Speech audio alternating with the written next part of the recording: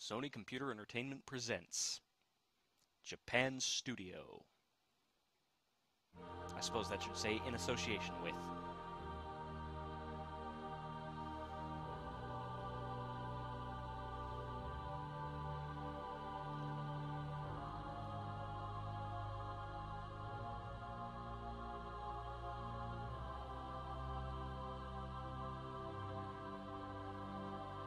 An eternal voyage through the murky blackness, sprinkled with billions of points of light. Each with its own history, written there in the dark. This is a story inscribed upon one such point of light. A story of heroes. Rogue Galaxy is my new Let's Play. Hello everyone, I'm KDH of Avalon, and welcome. Yeah, I'm doing another RPG, and this one happens to be one of my favorites on the PlayStation 2. Released near the end of the system's life, so unfortunately not very likely that we're going to get an HD remake of it on the PS3, which I would really, really love to see. But it's still a great game nonetheless. I've actually tried to record this twice now. This first one failed because I sort of died right in the middle of it, which was stupid of me because I misread a bit of text. And the second time, well, I just hated how the commentary turned out. Also, you couldn't really hear me, so I've tried a different mic positioning, so hopefully it's better this time. Let me know. It's a very loud game with some really fantastic voice acting, if I do say so myself. I'm not the best judge of that, but I really like a lot of the actors that got to play the characters. In fact, you may have noticed that the narrator there was Lord Genome from Tenshin Chapa Gurren Lagann. Yeah, can't speak. Again. Jameson Price, I believe his name is. Well, I know that's his name because I looked it up to put it in the video that I didn't like. But now it's actually there in the commentary, so that's nice. And we're back here. I think we can just skip to the title screen. Good music also. Really like it. Now, since there is, in fact, a failed recording attempt, there is a save file there, so I'm just going to ignore that and go to New Game.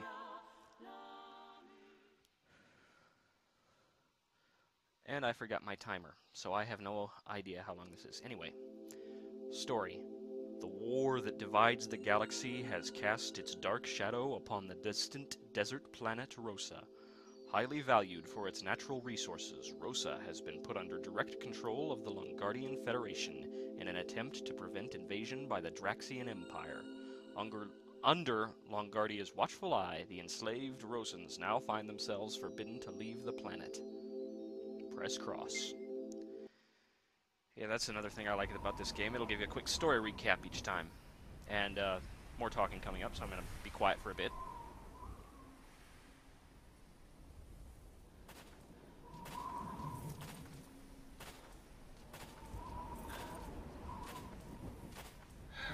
I must say I do like those skull camel things, though.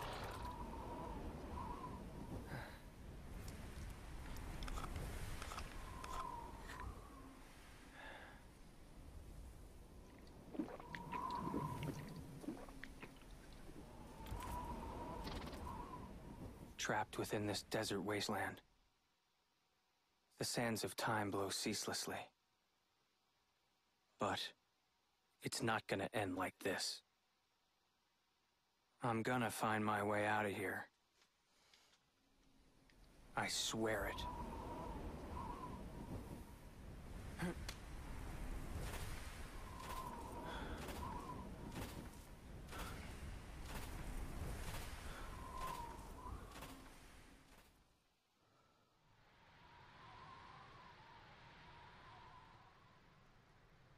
And that was the voice of Will Friedle, who most of you probably know from Boy Meets World, or something else. He's in this backwoods bumpkin town?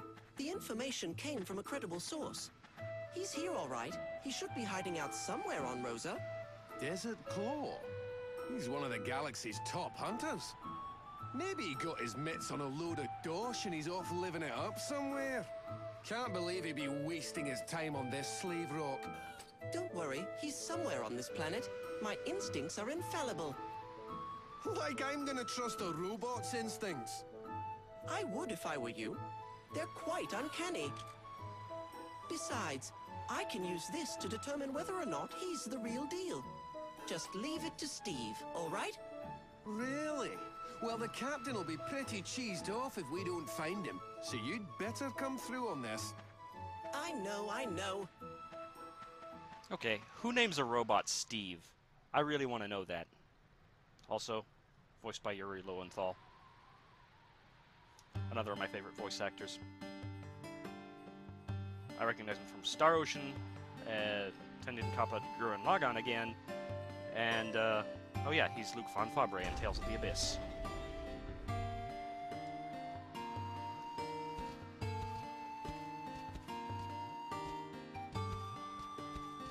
Sadly, I don't recognize the voice actor for the other guy, and those are the only ones I'm really going to mention. You might know them, I don't, or you might know the ones I know from somewhere else.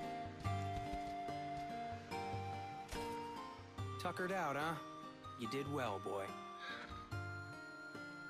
2 medium-sized mish. Okay, pal, you met your quota. And here's your pay. Huh? Is that all? Can't you spare a little extra? We didn't bring that much with us, you know? Besides, slaves like you should be grateful we even bother to share our rations. I'm not doing this for my health, you know. Those soldiers are jerks. They didn't give me food. And I need food to live.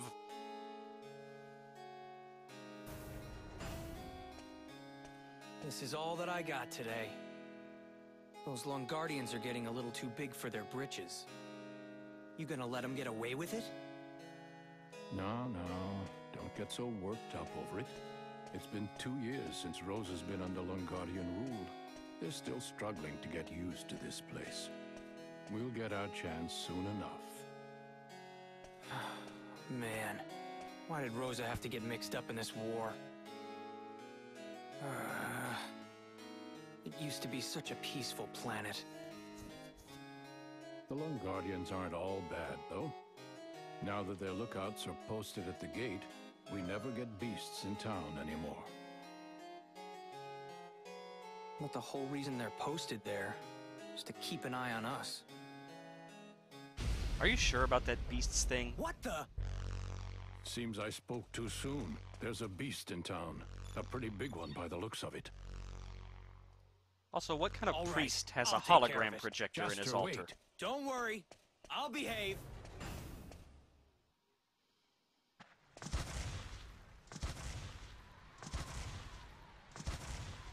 That's pretty big. Do I have to kill that That thing? right now? This is bad. It's heading for the residential area. Yeah, that looks pretty bad. I'm gonna go get some help. If somebody will help me Damn, out of this I'm surrounded. first.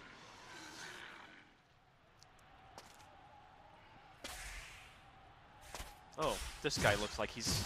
Yeah, this guy can handle it. Hey, there's a big monster or Don't beast sweat that it. just flew off to the These residential foes are sector. nothing. Can... Oh, They just rode in on the big guy's coattails. well, okay, thanks for the information, you? but I was trying to Let's tell you finish about the these big chumps guy. off first. Okay. Yeah, I have auto-targeting on because it'll just make it easier for the Let's Play. And... That's odd. There should be a tutorial coming up. Not this one. Huh. Okay. Somehow we skipped a tutorial. It just told you the basic fighting actions anyway. Anyway, yeah, this is the action gauge. Very important. Rather than having a limit on your combos like other real-time RPG battle systems, such as Tales, where you can only do like 3 or 4 basic attacks without an upgraded ability, you get an action gauge. So you have an unlimited combo, but as soon as it runs out, you can't do anything. It'll be reduced by regular attacks, secondary attacks, abilities, or items. Abilities will usually drain the gauge entirely. Items will always use exactly 2 of those little squares there, you see, unless you only have 1, in which case you can still use an item and it'll just drain the gauge entirely, which I think is nice of them, fairly forgiving. When it empties, that'll appear, and when you can attack again, the word attack will just appear over your character's head. I don't think it appears over the computer-controlled players' heads, because obviously it's real-time. You can't control all the characters at once unless you have like 8 hands, which, if you do post a video of that, I'd like to see it. Anyway. Yeah. And a hint, yeah, just if you guard against an enemy's attack, it'll instantly refill the gauge. So I usually like to just hold R1 when my action gauge is depleted, so that I might get to attack a little bit sooner. I'm not going to throw myself at enemy because I'm honestly not that great at this game's battle system. Also, if you'll notice, we're holding that guy's sword, so we're apparently going to get one just like it eventually. Alright, so defend, and that brings up this nice little thing that said pick up with R1 plus cross. Okay, why did we not get this first? Was it because I started attacking? Yeah, we were actually supposed to get this ahead of time. Yeah, cross sword slashes, square fires guns. Yes, you have a gun, but it's kind of limited. You can only use it so many times it's actually got ammunition. And it will recharge during battle, but it also has a limited number of uses per battle, so you can fire it all off. It'll recharge, I think, 3 times maximum. It might actually depend on the gun, but that's the starting gun. Well, the 3 times maximum is the starting gun. And you can actually jump in this JRPG, which is nice. Kind of rare, I think. Yeah, R1 guards attacks. I told you that. Open the menu. Yeah, you use items like a heal potion. And yeah. Wow. There. Yeah. We did that. And fortunately, I didn't get the good items that I got last time I tried recording this. I got, like, 2 pages worth of items from that first fight, either from a glitch or something. Anyway, this is your experience screen. As you can see, we each gain 12 experience, and that guy's level 20. That's no wonder he's so good. And if you'll notice, up in the upper right corner, right next to that, our weapons seem to have gained experience. That will become important later. I'll explain it when we get to that. And the CO2 powder, well, that's a fire extinguisher. I assume you know what a fire extinguisher does. You're pretty strong. He's level 20, of course he is. That wasn't even a warm-up. Clearly. Who are you? I'm your ally, of course. For now, anyway. Cool. More importantly, the big fella went off toward the residential area. That beast is worth at least $20,000. $20,000? Cool. We could use that much money at the beginning of the game. 20,000? What are you, some kind of hunter? Pretty much. Well, so are you. You hunt to get food from the city guards. He's just doing it on a slightly larger scale, I guess. Anyway, there's a couple of treasures back here you might not know about your first playthrough. Another. Don't they ever quit? I'm going to go ahead and get this one. That's Snowcrest ×2. Those will be useful later for something very nice. It's kind of unique. Well, I don't want to say it's completely unique. You'll see. And another treasure chest right here inside the cathedral or church or whatever this is, with the awesome hologram projector in the altar. Really wish I had a hologram projector. I don't think there's anything else in here. You can talk to these people. I don't think they have anything very interesting to say, but I've never come back here. Yeah, they're all just asking for help from their gods or whatever. Alright. Onward, hooded man. Come on, let's Hello, hurry. Percy. Yes, I noticed. Well, thanks for telling me that. I know you can't hurt me now. And this is your basic save point. Use the transporter. Know your way around it? Yeah, I know my way around it. I've played this game before. Though, to be honest, it has been a while since I've completed the game entirely. So yeah, it's save point. It fully heals you, and it does in fact teleport you to other teleporters you found. So, no airship, well, You'll see. I'm gonna go ahead and save. This is a completely, well, not completely blank. That's my previous attempt at recording this. It took about 9 minutes. That's probably about how far we are into this actual play through. Okay, 10:33, yeah, so it took me a little bit longer. How? I had 2 battles in that, did I? I don't think I had another battle here, did I? Yeah, my short-term memory is absolute rubbish. Anyway, let's keep going at least to the next save point. So I'm going to show off a new useful ability with this. The lock-on function, I have it set to auto-lock. It's a bit easier in the Let's Play, so I don't have to focus on so many things as well as my commentary. But yeah, you can still switch targets manually with the D-pad, so it's not really all that different. I'll probably do that occasionally when there's a high priority target. And yeah, I have my high priority. Yeah, there we go. Now, you can actually pick up and throw things, including enemies, if you catch one in the right area. Like, I think that guy has to be actually on the ground for you to pick him up, or maybe you can't actually pick up the ones that are bigger than you. That would make sense, actually. Oops. Yeah, that menu's a bit annoying. Oh, so I can pick him up. I'm going to throw him... Actually, that works perfectly as a good strategy. You pick up one of the enemies and let your computer-controlled allies just whack on them. That sounded wrong, but okay. Yeah, there's a map. You press select to get to it. On the main screen map, where you're actually walking around, you'll see arrows on doors. Those are the ones you can go in. Makes things kind of easy. And there's a couple of more treasure chests over here. I think I have time to get them before continuing. Actually, there's only one you can get at the moment. It would be the one that doesn't have this little silver-looking lock on it. That means you're going to need a key. There are 3 keys in game, and I didn't mean to talk to him. Don't waste time on the little guys. Yeah. Okay, there we go. You're standing on my treasure chest, Mr. Hooded Man, sir. And we got 3 more heal potions, which is excellent. You're going to need those early on. And I'm not entirely sure I'm going to cut these battles out, since, well, they sort of take place on the main screen. I'll probably think of something. Probably just cut from the start of the battle immediately to this experience screen. And, oh, we leveled up, and we got, well, is that a melon? I kind of hit cross too fast and got out of the screen. Don't they ever quit? I'll probably cut this out and see how it goes.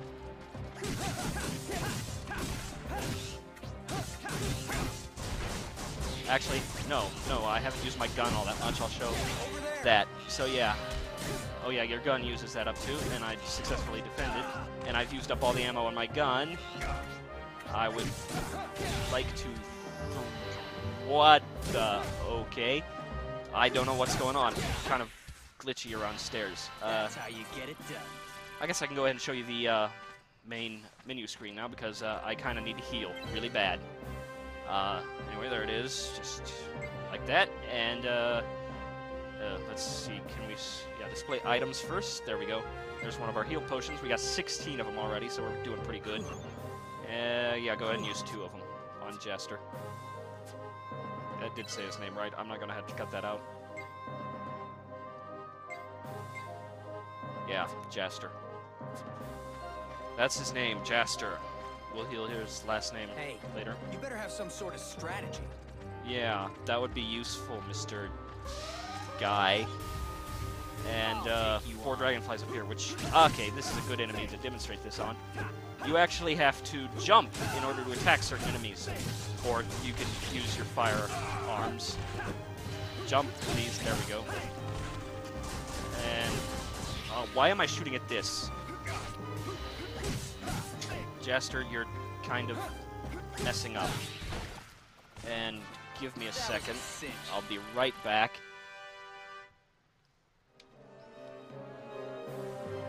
Okay, I'm back. Sorry about that. Something just sort of went awry. Damn it. I'm going to open this treasure chest. A thunderstone. That's another unique item that we're going to need for the same thing as those frost crests. They were crests, right? I hope I'm not completely screwing everything up here. I think I can keep going. I'm not entirely sure how long I'm cutting out, because I had to set up the options and everything again. Probably going to make all of these episodes 20 minutes. Kind of a long game. No, nothing we can do in here just yet. So let's continue on this way. Here we go. Yeah, Bafus again. More of these guys. Changing the camera, yeah, you can press select during battle to change the camera's position. I typically leave it set the way it is right now. And that guy's almost dead. I'd like to take him out. There we go. And Bafus are really the bigger threat here, so concentrate on them. Alright, now jump up and attack these guys. When they get on the ground, you can just attack them normally and defend. And I'm honestly not sure how I'm going to cut battles out of this. As I said earlier, I know I'm repeating myself now. And there we go. Snowcrust, that's what they were. Okay. And Revelation Flow, yes, this is what they're for. Kind of like the Sphere Grid in Final Fantasy X. Actually, maybe more like Final Fantasy XII's level-up system. Not entirely sure, but I think that game came out second, so... I don't know why am I even talking about this. Yeah. You can press cross panels where a silhouette is displayed of an item that you have that's outlined in blue, and that's how you unlock your skills and abilities. So let's go do that right now for Jaster. It's glowing, Revelation. And Jaster's flashing, that means he's got something that can be done. We can learn Flash Sword, which is kind of a nice ability. I've got 4 Thunderstones, wow, that's nice. And, yeah, there we go.